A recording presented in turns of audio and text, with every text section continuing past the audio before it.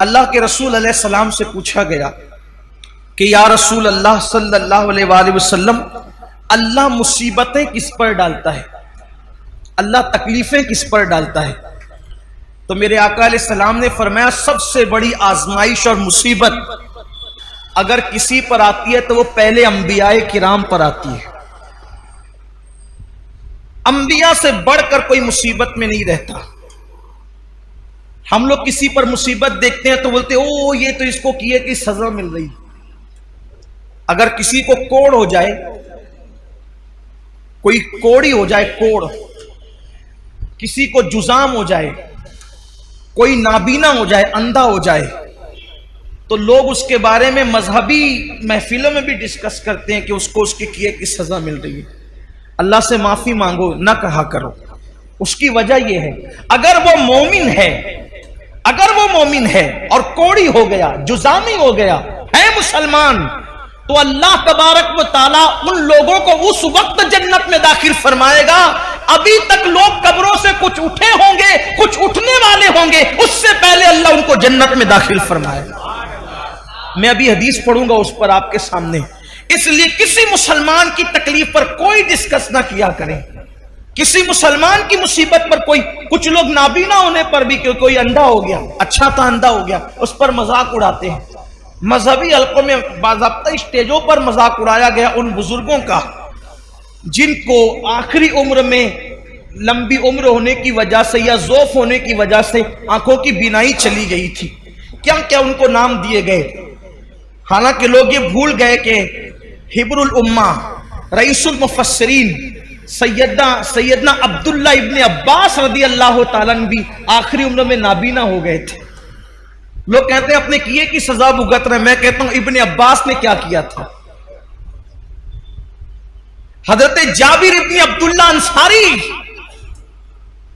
जिनके घर हुजूर अलैहि सलाम की दावत मशहूर है, आखिरी उम्र में वो नाबीना हो गए थे। कई सहाबा के नाम लिए जा सकते हैं जो आखिरी उम्र में नाबीना हो गए थे। लेकिन यहां तो बस इल्म नहीं है, बल्कि अगर कुछ पढ़ा, हमने कुछ पढ़ भी लिया है तो हमारे इल्म पर हमारी जिहालत गालिब आती है। किसी भी मुसलमान और मोमिन को तकलीफ में देखो, हमने कोई उस पर डिस्कस नहीं करना, बस ये दुआ करना अल्लाह इसकी मुश्किल आसान कर दे और हमें इस मुसीबत से बचा ले। जो लोग नाबीना हो जाएं और मुसलमान है, जो नाबीना हो जाए मुसलमान है, या पैदाइशी नाबीना हो या बाद में अंधे हो जाए बुढ़ापे की वजह से या किसी मर्ज की वजह से, किसी तकलीफ की वजह से, उनके लिए बशारत यह है कि औरों के लिए अल्लाह तबारक व ताला कभी कभी तजल्ली फरमाएगा, यानी कभी कभी पर्दे उठा करके उनको अपना दीदार कराएगा। लेकिन जो नाबीना हो गए थे, अल्लाह फरमाएगा मैंने तुमसे आंखें छीन ली थी और तुमने उस पर सब्र किया था, अब जब तक तुम चाहते रहोगे मैं तुम्हें दीदार अता करता रहूंगा। जब तक चाहते रहोगे मैं तुम्हें दीदार अता, मगर शर्त यह है कि वो सब्र करें। देखो मुसीबत आए तो सब्र शर्त है। मुसीबत, जो मुसीबत में वाहवेला करे नाकाम है, मुसीबत में शिकवा करे नाकाम है, मुसीबत में शिकायत करे नाकाम है।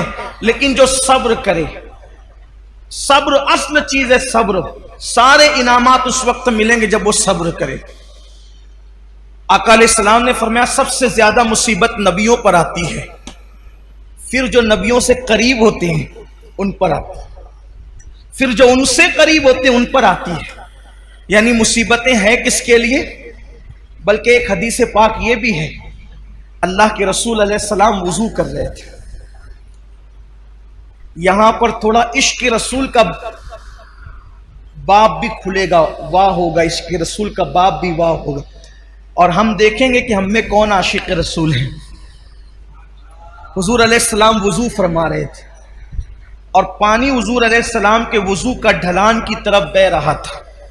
वुजू का पानी ढलान की तरफ बह रहा था। एक सहाबी थे वहां मौजूद, उन्होंने अर्ज किया या रसूल अल्लाह सल्लल्लाहु अलैहि वसल्लम, मैं आपसे इश्क करता हूं, मोहब्बत करता हूं आपसे। हुजूर ने फरमाया सल्लल्लाहु अलैहि वसल्लम, क्या कहा तुमने? हुजूर मैं आपसे इश्क करता हूं। करीम आका जिसके कान लाले करामत है, दूर और नजदीक के सुनने वाले वो कान, कान लाले करामत पे लाखों सलाम।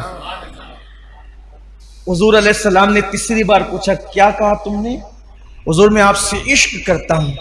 आका फरमाते हैं, तो अगर तू वाकई मुझसे इश्क करता है तो मुसीबत और आजमाइशों के लिए तैयार हो जा, क्योंकि जो हमसे इश्क करता है अल्लाह उस पर मुसीबतों के दरवाजे खोल देता है, अल्लाह उस पर तकलीफों के दरवाजे खोल देता है।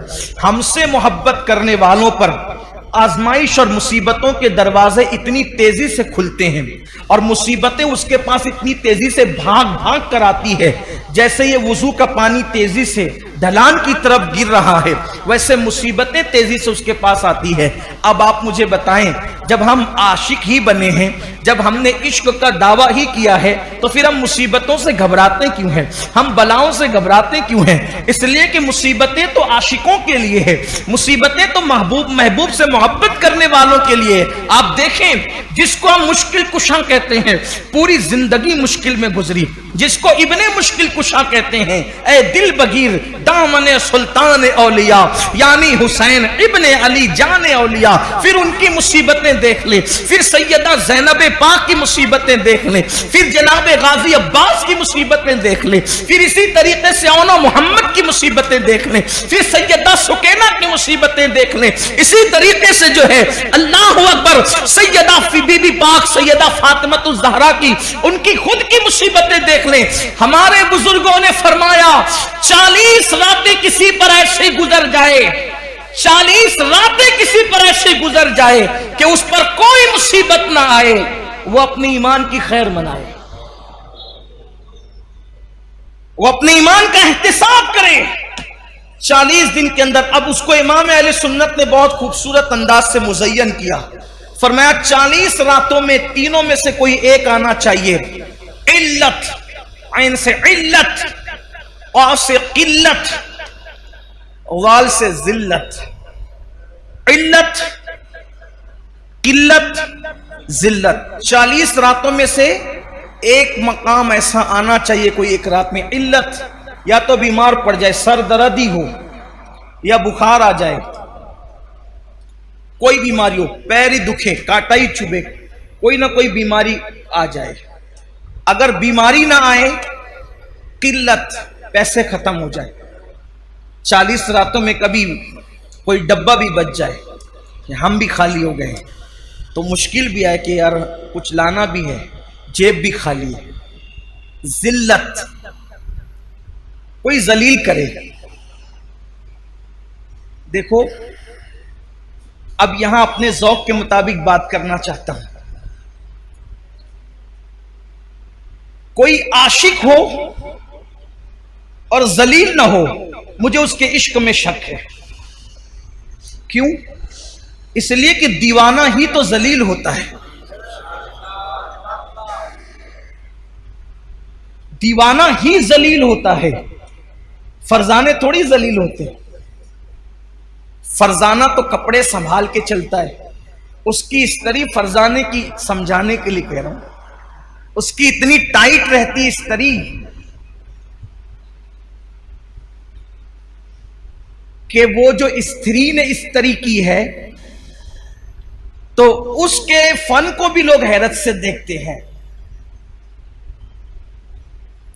वो बैठता इतने अदब के साथ है कि उसकी अदाएं काबिले तारीफ होती है। फरजाना खाता इतने नजाकत के साथ है कि उसका खाने पर भी डिस्कस होती है कि क्या अदब का अंदाज है। लेकिन जलील किसने होना है? दीवाने ने। इसके तो बाल ऐसे, इसका तो लिबास ऐसा, इसका तो गुफ्तगू का समझाने के लिए कर। दीवाना, ये दुनिया का दीवाना है जो जलील होता है। अरे जो दुनिया की मोहब्बत में दीवाना हुआ, जब वो जलील होता है तो जो सबसे बड़े महबूब आजम, महबूब रब्बे अकबर, सारे अंबिया के खुदाओं का, सारे अंबिया का खुदा, माफ कीजिए खुदाओं, सारे अंबियाओं का खुदा, सारे नबियों का खुदा, सारे रसूलों का खुदा, जिससे प्यार करे वो मोहम्मदुर रसूलुल्लाह। अब कोई उनसे प्यार करे, कोई उनसे इश्क करे, तो फिर आप मुझे बताएं वो जलील ना हो, वो रुस्वा ना हो, तो फिर वो आशिक कैसा, फिर वो मुहिब कैसा? उसे तो जलील होना ही है। तो इल्लत, बीमार पड़ना 40 रातों में, किल्लत, पैसे की कोई तंगी आ जाए, जिल्लत, तीनों में से कोई एक चीज आ जाए, और अगर तीनों आ जाए तो सोने पर सुहागा है। मैं यहां पहुंचकर तो यह जरूर कहता हूं कि 40 रातें नहीं, बल्कि शुक्र के तौर पे कहता हूं कि 10 से 11वीं रात नहीं आती, 2 चीजों से तो साबका पड़ते ही रहता है। इल्लत भी हो जाती है, इल्लत भी हो जाती है, और आलमी पैमाने पर फेसबुक और यूट्यूब पर और व्हाट्सएप पर कुछ जिल्लत भी हो जाती है। तो दिल को इत्मीनान होता है कि अभी ईमान का तोता उड़ा नहीं है, अभी ईमान का तोता उड़ा नहीं है। और रही बात जिल्लत की, तो हुजूर ताजुश शरिया ने बहुत अच्छा शेर कहा था, अगर महबूब के लिए जलील होना पड़े तो फिर ये जिल्लत नहीं है, बल्कि ये भी इज्जत है। वो कहते तेरी खातिर जलील होना है मेरी इज्जत। मैं इसको जोड़ करके इसलिए पढ़ रहा हूं ताकि उसका मफहूम समझ में है। तेरी खातिर जलील होना है मेरी इज्जत। तेरी खातिर जलील होना है, क्या है? आपके लिए जलील होना मेरे लिए क्या है? इज्जत है। तेरी खातिर जलील होना है मेरी इज्जत, मेरे वकार सलाम। तेरी खातिर जलील होना है मेरी इज्जत, मेरे वकार सलाम। तो हुजूर के लिए जलील होना कोई जिल्लत नहीं है, बल्कि ये तो बड़ी इज्जत है।